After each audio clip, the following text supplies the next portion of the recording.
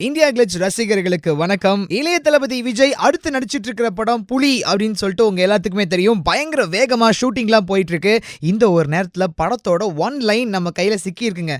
இந்த லைன் தான் சீரியஸாவே படத்துல இருக்கிற லைனா இல்ல இந்த லைனை வந்து அப்படி இப்படின்னு சொல்லிட்டு கொஞ்சம் நெம்பி வளைஞ்சு வேற மாதிரி ஒரு லைனா கொடுப்பாங்களா அது தெரியல. பட் நாங்க கேட்டிருக்கிற லைனை உங்க காதுல விட்டுறாமே. படத்துல இளைய தளபதி டியூயல் ரோல்ல நடிக்கிறாரு. ஒரு ரோல் வந்து ராஜா காலத்து ரோலு, இன்னொரு ரோல் வந்து இப்ப இருக்கிற மாதிரி ரோலு.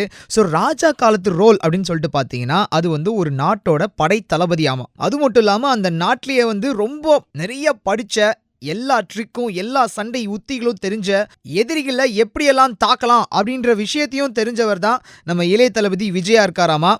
அதே நாட்டோட இளவரசியா ஹன்சிகா மோத்வானி நடிச்சிருக்காங்க. இளவரசியோட அம்மாவா, அதாவது மகாராணியா ஸ்ரீதேவி வராங்களாமா. ஹீரோ, ஹீரோயின், ஹீரோயினோட அம்மா எல்லாருமே வந்தாச்சு. வில்லன் கிச்சா சுதீப், அவரு வந்து ஸ்ரீதேவியோட மகனா நடிச்சிருக்கிறார். அவரும் இந்த படத்துல ஒரு படை தளபதியா வராரு. சோ எப்படி வந்து இளைய தளபதி காதல்ல விழுறாரு, எப்படி மகாராணியை இம்ப்ரெஸ் பண்றாரு, இதெல்லாம் வந்து பழைய காலத்தில் நடக்கிற கதைகள். அதுக்கப்புறம் இன்டர்வல் பிளாக்ல தான் பழைய காலத்திலிருந்து புது காலத்துக்கு, அதாவது இப்ப இருக்கிற காலத்துக்கு வந்து மாறுவாங்கன்னு நினைக்கிறேன். புது காலத்துல சித்திரக்குள்ளன் மாதிரி நம்ம இளைய தளபதி நடிச்சிருக்கிறாரு. முக்கியமா ஹீரோயின் ஸ்ருதி ஹாசன். மாடர்ன் ஏஜுக்கு எதுக்காக அவர் சித்திரக்குள்ளன் நடிக்கிறாரு, சித்திரக்குள்ளனோட எப்படி இவங்க டூயட் பாடுவாங்க, இந்த மாதிரி எல்லா விஷயத்தையும் நம்ம படத்துல தாங்க பார்த்து தெரிஞ்சுக்கணும். அது மட்டும் இல்லாம தேவிஸ்ரீ பிரசாத் 6 பாடல்கள் கொடுக்குறேன் அப்படின்னு சொல்லியிருக்காராமா.